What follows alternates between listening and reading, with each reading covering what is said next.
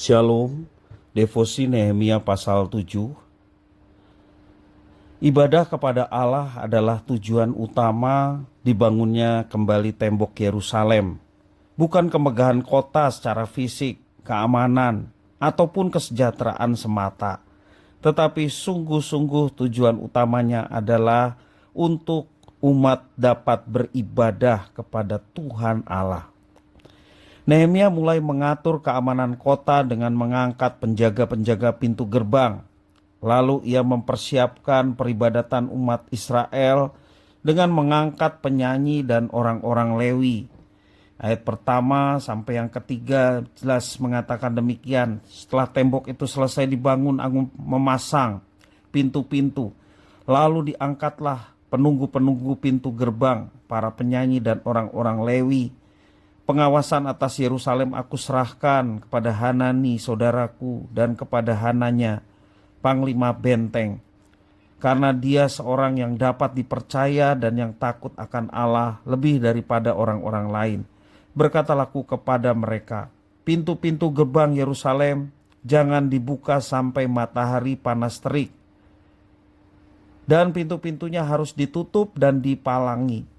Sementara orang masih bertugas di tempatnya, tempatkanlah penjaga-penjaga dari antara penduduk Yerusalem masing-masing pada tempat-tempat penjagaan dan di depan rumahnya.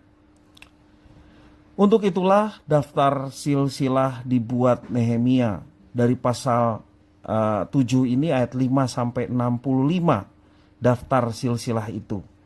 Ia mencatat silsilah keluarga-keluarga yang lebih dahulu pulang dari tanah pembuangan ke Yerusalem.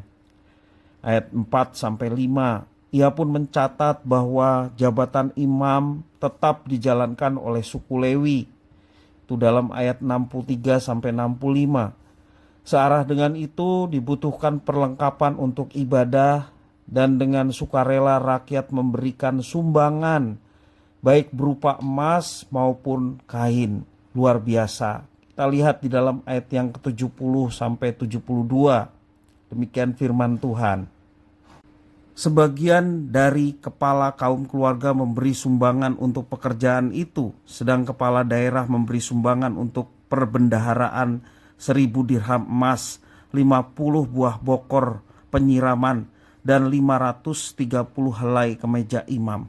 Pula beberapa kepala kaum keluarga memberi sumbangan untuk perbendaharaan pekerjaan itu 20.000 dirham emas dan 2.200 mina perak.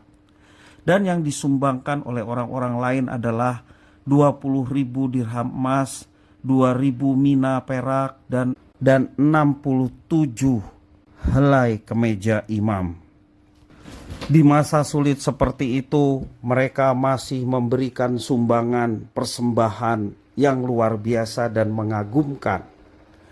Sebelumnya telah kita melihat bagaimana mereka bertekun dalam doa dan bertahan menghadapi ancaman. Mereka pun kelelahan setelah selesai. Kini mereka memberikan harta mereka bagi bait Allah dan para imam untuk kelengkapan ibadah yang akan dilakukan. Dalam kondisi yang membutuhkan adaptasi dan banyak kebutuhan yang harus dipenuhi, mereka tetap memberikan persembahan bagi Allah. Pemimpin dan rakyat bersama-sama membawa milik mereka dan mempersembahkannya kepada Tuhan. Kisah itu menjadi pembelajaran bagi kita yang hidup pada masa sekarang ini. Pembelajaran bahwa bekerja bagi Tuhan memerlukan totalitas dalam hidup kita.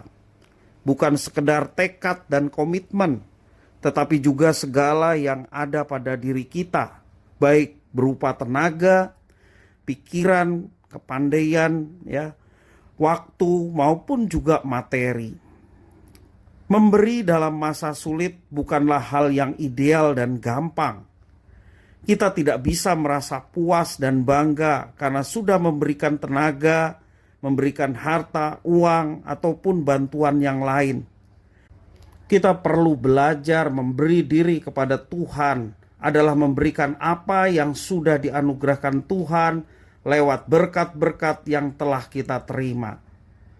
Mari kita jauhkan timbang menimbang dalam memberi untuk pekerjaan Tuhan. Ulurkanlah tangan dengan ringan, kendati mungkin kita sedang dalam keadaan sulit.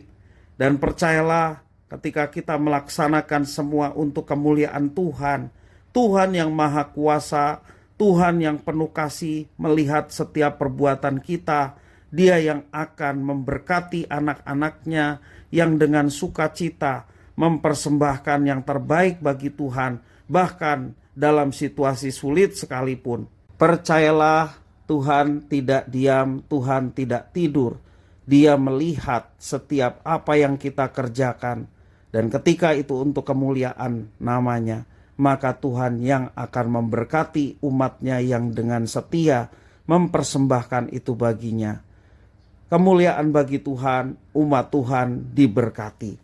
Tuhan Yesus memberkati.